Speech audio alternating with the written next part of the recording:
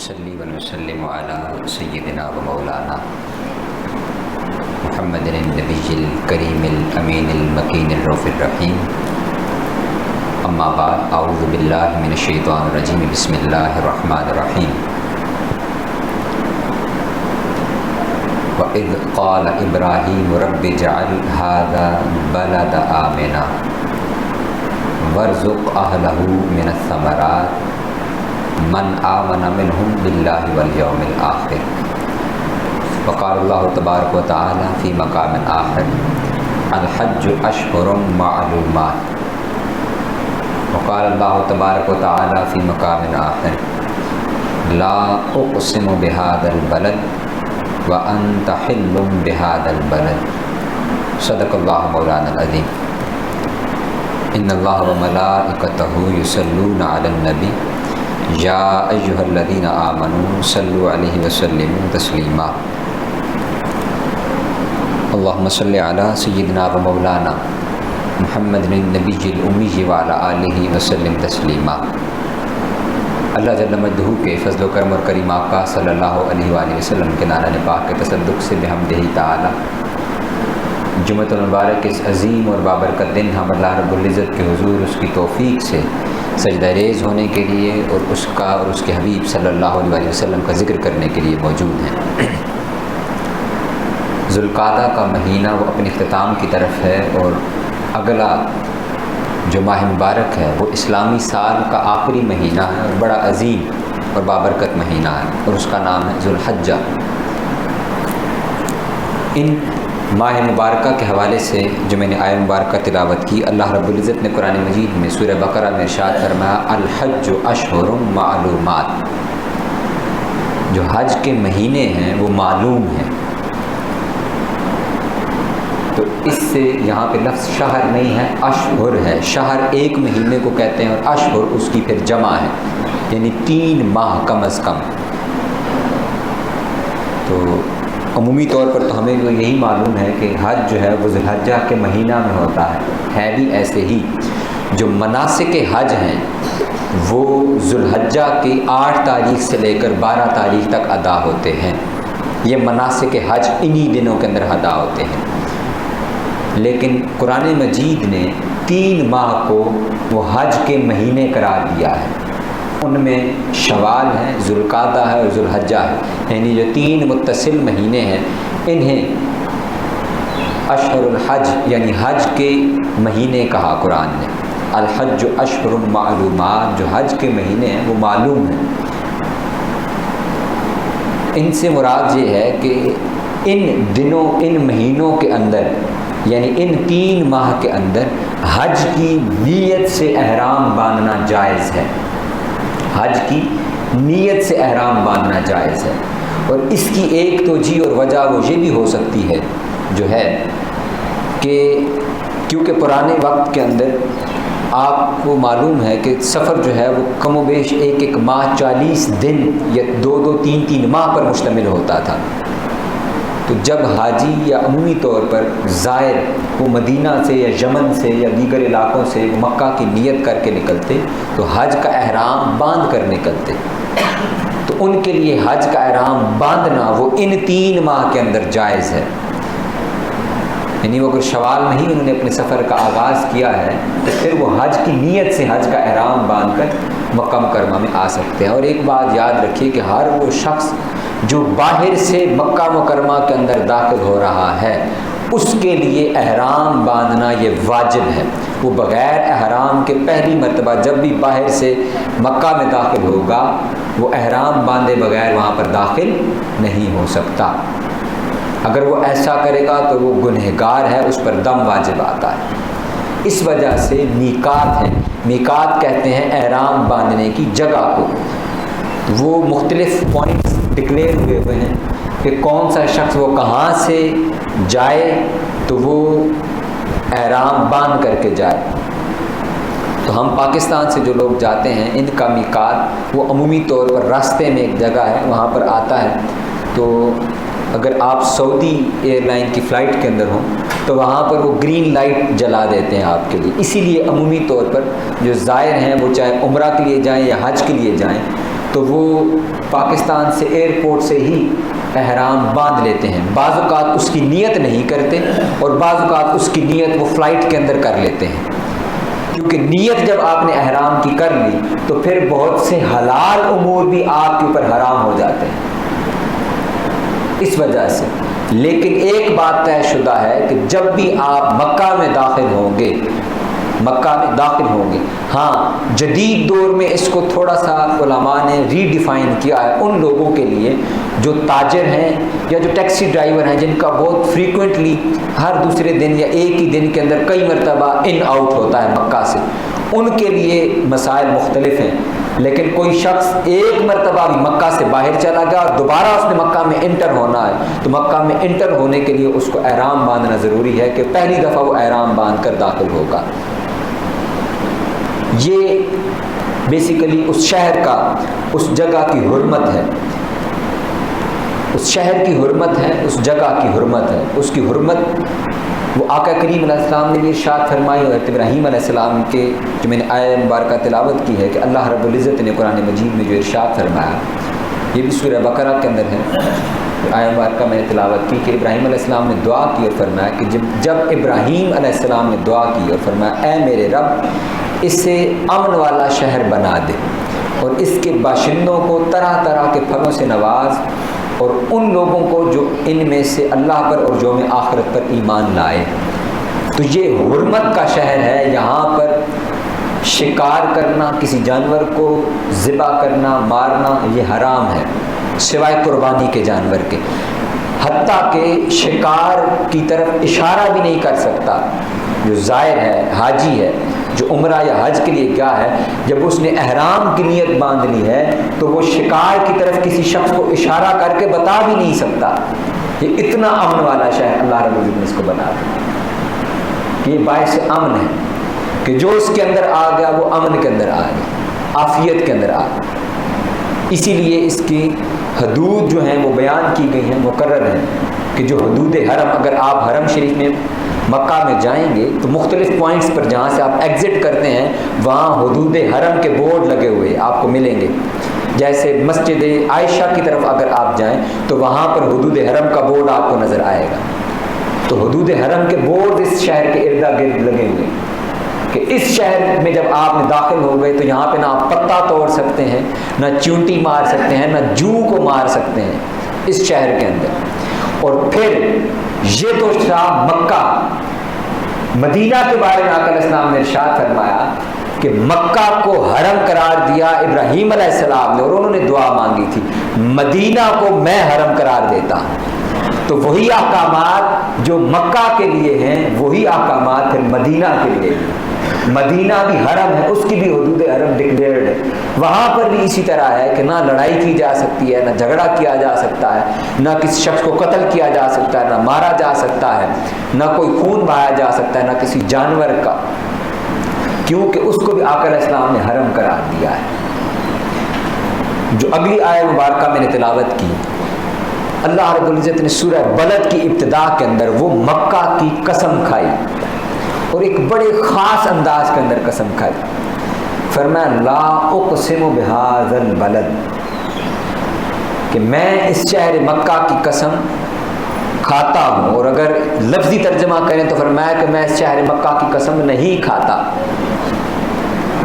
اور پھر فرمایا وَأَنْتَ حِلٌّ بِهَذَا الْبَلَدِ، اور محبوب اگر کھاتا ہوں تو اس کی ایک ہی وجہ اور وہ یہ ہے کہ محبوب آپ اس شہر کے اندر سکونت پذیر ہیں، آپ یہاں پر رہائش پذیر ہیں، آپ اس کی گلیوں کے اندر آپ کرام ناز فرماتے ہیں. جو بڑی قابل توجہ بات ہے کہ یہ جو شہر جس کو حرمت والا قرار دیا گیا ہے، جہاں پر کعبۃ اللہ ہے، اور قرآن مجید کے اندر بے شمار مقامات کے اوپر اس شہر مکہ کا بھی ذکر ہے اور پھر کعبۃ اللہ کا بھی ذکر ہے اور کعبۃ اللہ کی تعمیر کا بھی ذکر ہے بڑی تفصیل کے ساتھ. میں ان تفصیلات میں نہیں جا رہا، بلکہ میں ایک اور موضوع کی طرف جا رہا ہوں، وہ ہے انبیاء کرام علیہ السلام کا سفر حج. کہ سابقہ انبیاء نے بھی وہ اپنے اپنے دور کے اندر اور روحانی طور پر بعد ازاں بھی وہ شہر مکہ کی طرف سفر کرتے رہے، وہ حج کرتے رہے، کعبہ کی زیارت کرتے رہے. یہ بڑی قابل توجہ بات ہے۔ اس میں حضرت امام حسن بصری رضی اللہ تعالیٰ عنہ فرماتے ہیں کہ انبیاء کرام میں سے ہر پیغمبر جب ان کی قوم ان کو جھٹلاتی تو وہ اپنے علاقے سے ہجرت کر کے مکہ معظمہ تشریف لے آتے۔ اب یہاں پر ایک بات یاد رکھیے، مکہ مکرمہ میں مختلف مقامات ہیں، مسجد خیف ہے، مسجد نمرہ ہے، عرفات کا میدان ہے، یہاں پر مختلف انبیاء کی قبور ہیں۔ مسجد خیف کے بارے میں مشہور ہے کہ یہاں پر 70 انبیاء کرام اسلام مدفون ہیں۔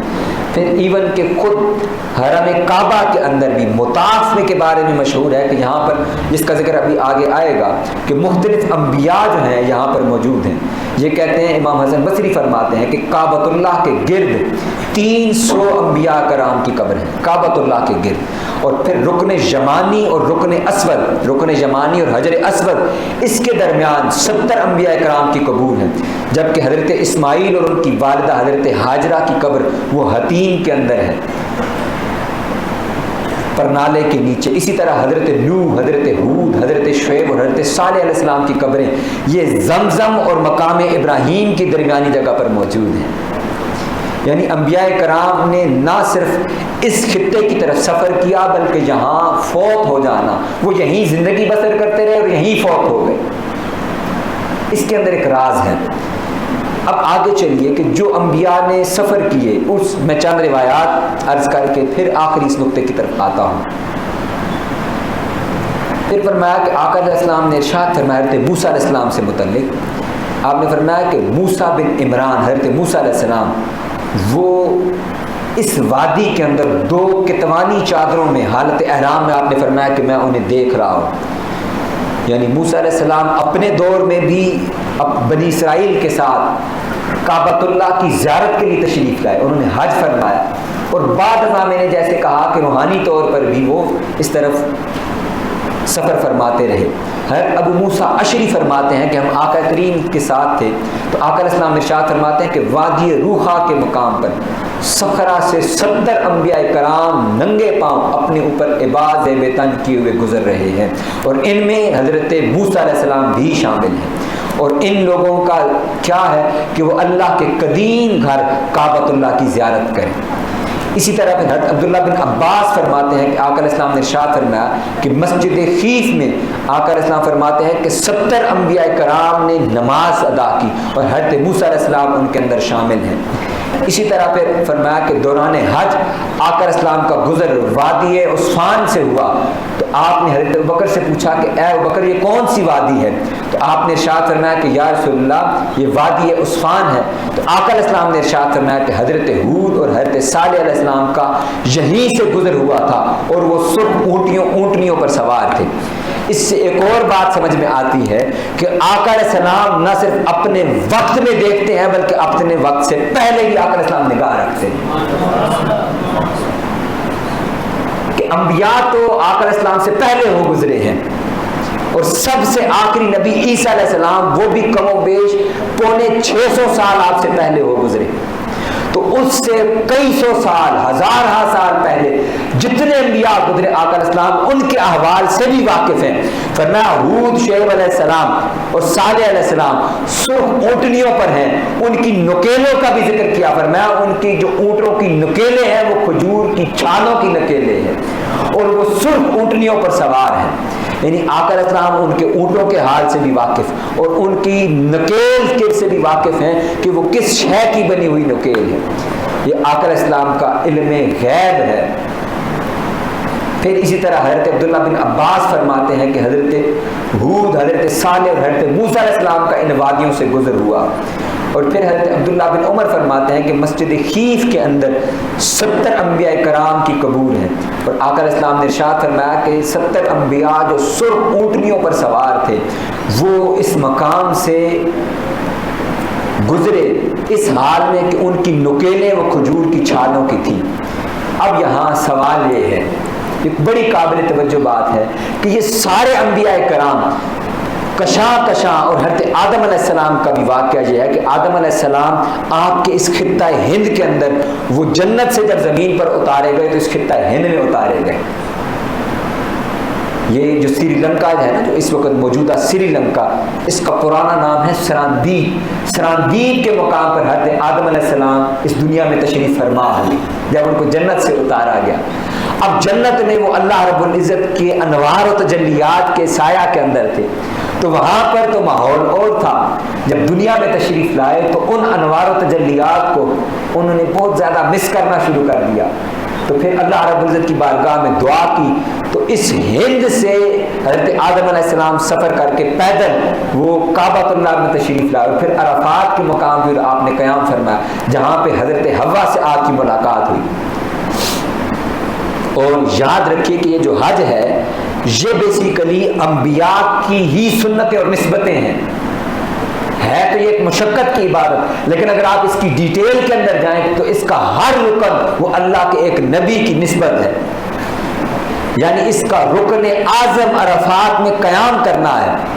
جس نے عرفات میں قیام کر لیا گویا اس کا حج ہو گیا، جس نے عرفات میں قیام نہ کیا 9 ذی الحجہ کو، اس کا حج نہیں ہے، چہ جائے کہ وہ مکہ کے اندر موجود ہے، اس کا حج نہیں ہوتا۔ تو حج کا رکن اعظم وہ عرفات میں قیام ہے۔ وجہ کیا ہے؟ آپ نے صرف عرفات کے اندر قیام کرنا ہے، منہ سے کوئی تسبیح بھی نہیں پڑھنی، کوئی خاص عبادت نہیں ہے۔ ارے وہ ہے کیا؟ وہ اللہ کے نبی آدم علیہ السلام کی قیام گاہ ہے۔ اس سے ثابت ہوتا ہے کہ گویا آپ آدم علیہ السلام کا عرس مناتے ہیں۔ اللہ رب العزت ہر سال پوری دنیا سے مسلمانوں کو اکٹھا کرتا ہے اور عرفات کے اندر آدم علیہ السلام کا عرس مناتا ہے۔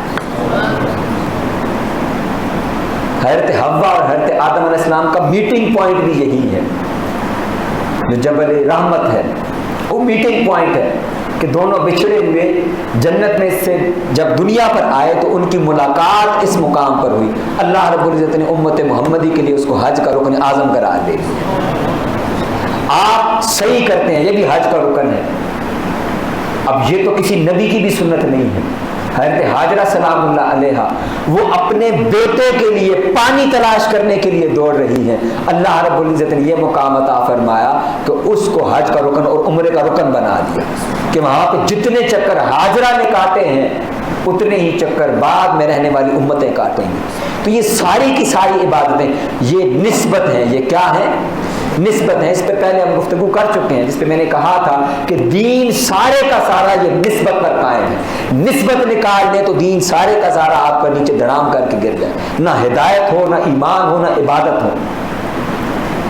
تو الغرض یہ جو سارے انبیاء کرام یہ کعبۃ اللہ میں آتے رہے، اور بڑی عجیب بات جو بڑی قابل توجہ بات ہے وہ یہ ہے کہ آقا علیہ السلام سے ایک صحابی نے پوچھا کہ یا رسول اللہ صلی اللہ علیہ وسلم، روئے زمین کے اوپر سب سے پہلا گھر کون سا بنایا گا؟ اللہ رب العزت نے ارشاد فرمایا وہ کعبۃ اللہ بنایا ہے۔ پھر فرمایا دوسرا گھر اس کے بعد، فرمایا اس کے بعد القدس یعنی بیت المقدس، مسجد اقصی جس کو کہتے ہیں، اس کو تعمیر کیا اللہ رب العزت نے۔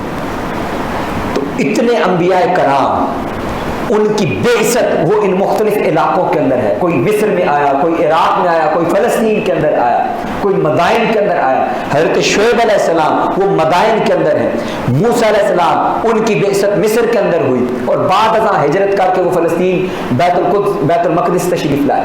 تو مصر کے اندر ہو، مدائن کے اندر ہو، تو آپ القدس کے اندر، القدس کے قریب رہ رہے ہیں جو قبلہ اول ہے، جو دوسرا گھر ہے روئے زمین کے اوپر۔ تو سارے انبیاء کرام وہ اس خطہ قدس کے پاس رہتے تھے۔ وجہ کیا تھی کہ وہ سارے وہاں سے ہجرت کر کے سفر کر کے کعبہ آتے تھے، مکہ آتے تھے۔ آخر وجہ کیا تھی؟ وہ وجہ وہ سورہ بلد کی ابتدا کے اندر اللہ رب العزت نے ارشاد فرمایا معبود لا اقسم بہذا البلد، یہ وہ نقطہ ہے کہ میں اس شہر مکہ کی قسم نہیں کھاتا، جو میں نے کہا کہ یہ ایک عجیب طرز کی قسم ہے۔ یہ کیا ہے؟ عجیب طرز کی قسم ہے۔ پورے قرآن مجید کے اندر اللہ رب العزت نے جہاں قسم کھائی وہ براہ راست اس شے کا نام لیا، اس شے کی قسم کھائی۔ زمانے کی قسم فرمایا والعصر، فجر کی قسم فرمایا والفجر، صبح کی قسم فرمایا والضحیٰ، رات کی قسم فرمایا واللیل، سورج کی قسم فرمایا والشمس، ستارے کی قسم فرمایا والنجم۔ الغرض جس شے کی قسم کھانی تھی اس شے کا براہ راست نام لے کے اللہ رب العزت نے اس کی قسم کھائی۔ اس مقام کے اوپر کہنا تو یہ چاہیے تھا کہ اللہ رب العزت براہ راست والبلد کہہ کے قسم کھا لیتا کہ اس شہر کی قسم. ہاں اگر وہ والبلد کہہ لیتا تو کوئی کہتا، تفاسیر کے اندر مفسر پھر اس کے اوپر بحث کرتے. وہ کیا کرتے؟ وہ کہتے اللہ رب العزت نے تعیین نہیں کی، تخصیص نہیں کی کہ اس سے مراد کون سا بلد ہے، اس سے مراد القدس ہے کہ اس سے مراد مکہ ہے.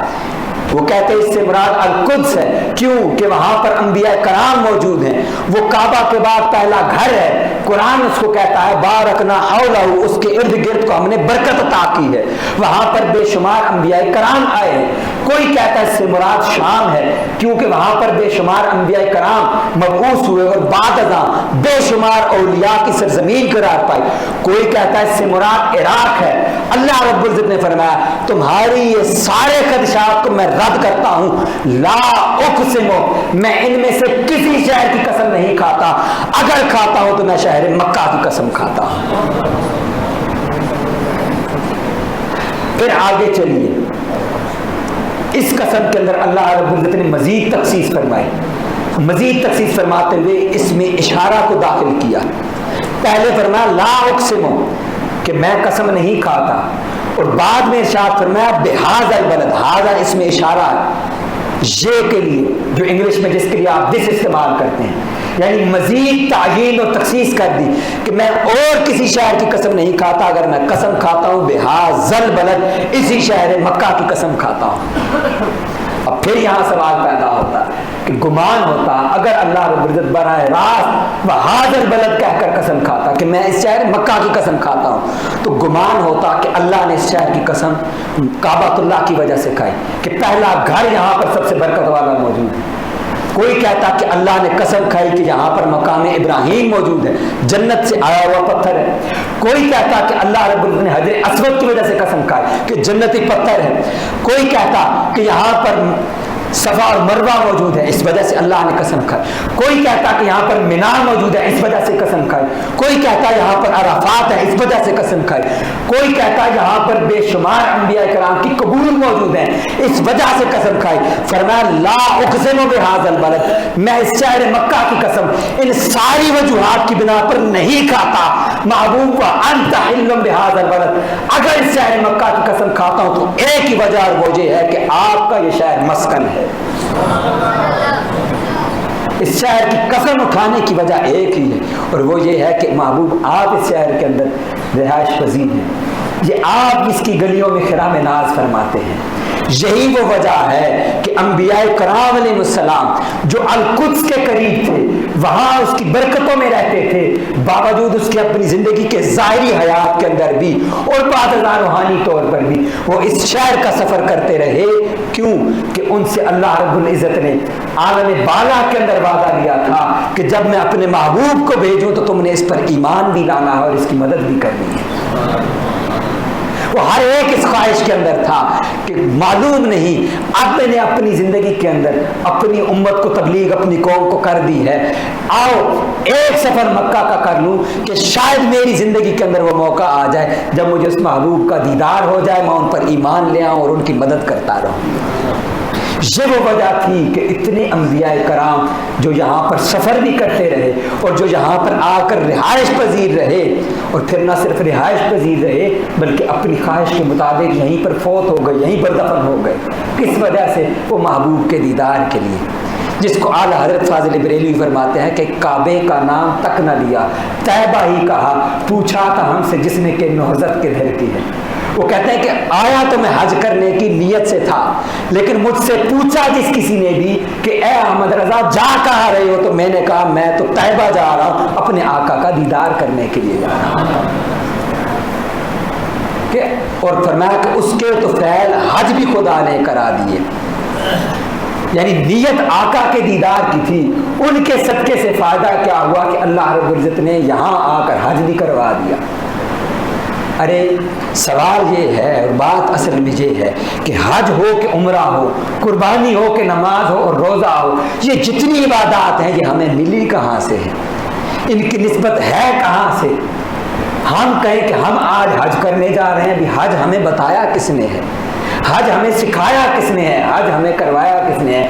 ارے ہم تو اس خدا کی ذات جس کے لیے حج کرتے تھے، اور یہ کعبۃ اللہ، یہاں پر تو 360 بت رکھے ہوئے تھے، یہاں پر تو لوگ بتوں کی پوجا کرتے تھے، اس کعبے کو بھی بتوں سے پاک کرنے والے مصطفیٰ تھے، اور اس کی عظمت و شان بڑھانے والے وہ بھی مصطفیٰ ہیں۔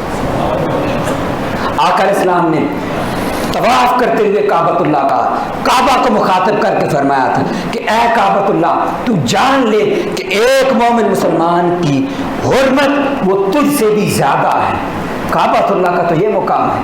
اور حجر اسود، سیدنا عمر فاروق رضی اللہ تعالیٰ عنہ حجر اسود کو چومنے لگے، حجر اسود کو مخاطب کر کے فرمایا کہ اے حجر اسود، میں تجھے اور کسی وجہ سے نہیں چوم رہا، فقط ایک وجہ سے چومتا ہوں کہ میں نے اپنے آقا محمد مصطفیٰ کو تجھے چومتے ہوئے دیکھا۔ اگر میں نے انہیں نہ دیکھا ہوتا تو خدا کا واقع عمر فاروق کبھی تیرا بوسہ نہ دیتا۔ تو حجر اسود وہ جنتی پتھر ہو کے بھی اس قابل تب ہوتا ہے کہ اس کو مصطفیٰ کی نسبت حاصل ہے۔ کعبۃ اللہ کا طواف بھی وہ اس نسبت سے ہے کہ اسے مصطفیٰ کی نسبت حاصل ہے۔ تو دوستان مکرم، ہم میں سے جس کو بھی جب کبھی زندگی میں اللہ یہ توفیق دے کہ وہ عمرہ کے لیے یا حج کے لیے جائے، تو وہ نیت وہ مصطفیٰ کے دیدار کی کر کے جائے۔ آقا علیہ السلام نے ارشاد فرمایا کہ جس نے میری قبر کی زیارت کی اس پر میری شفاعت واجب ہو گئی۔ من زار قبری وجبت لہ شفاعتی، جس نے میری قبر کی زیارت کی اس کے لیے میری شفاعت واجب ہو گئی۔ اور پھر آقا علیہ السلام قرآن مجید نے ارشاد فرمایا کہ جب تم اپنی جانب ولو انہم اذ ظلموا انفسہم جاؤک، جب تم اپنی جانوں پر ظلم کر بیٹھو، جب تم سے گناہ سرزد ہو جائیں تو اپنے گناہوں کی معافی کے لیے میرے محبوب کی بارگاہ میں آ جاؤ۔ پھر کیا ہوگا؟ یہ اللہ کا رسول بھی تمہارے لیے معافی طلب کرے گا۔ لوجد اللہ توابا رحیما، میرے قائد میرے شیخ حضور سیدی شیخ الاسلام اس مقام پر فرماتے ہیں، قرآن مجید کے اندر جتنے مقامات آئے اللہ رب العزت نے ارشاد فرمایا کہ بے شک ان اللہ کان توابا رحیما، اللہ توبہ قبول کرنے والا اور رحم فرمانے والا ہے۔ کوئی گارنٹی اللہ نے پورے قرآن میں نہیں دی کہ تم اللہ سے معافی طلب کرو، توبہ قبول کرو، استغفار کرو، اللہ تمہاری توبہ قبول کر لے گا، اللہ تمہاری استغفار قبول کر لے گا۔ اس مقام کے اوپر فرمایا لوجد اللہ، لام تاکید کا ہے، وجدہ کا معنی ہے پا لینا۔ فرمایا جب میرے محبوب کی بارگاہ میں آ جاؤ گے لوجد اللہ توابا رحیما، تم اللہ کو ضرور بے ضرور توبہ قبول کرنے والا اور بخشنے والا پا لو گے۔ یعنی یہاں پر پھر بخشش کی بھی اور توبہ کی قبولیت کی گارنٹی ہے۔ لہٰذا اپنے ہر عمل کو، چاہے وہ نماز ہو، وہ روزہ ہو، وہ حج ہو، وہ قربانی ہو، وہ زکوٰۃ ہو، اسے آقا علیہ السلام کی نسبت سے ادا کریں کہ یہ آقا علیہ السلام کی سنت ہے۔ تو فرض نماز ہے، تو فرض اللہ کا فرض ہے، لیکن نماز ادا کرنے کا طریقہ ہم نے کہاں سے سیکھا؟ اللہ نے تو نہیں نا بتایا، قرآن مجید میں تو کہیں نہیں ہے کہ یہ جو نماز فرض ہے اس کو ادا کرنے کا یہ طریقہ کار ہے۔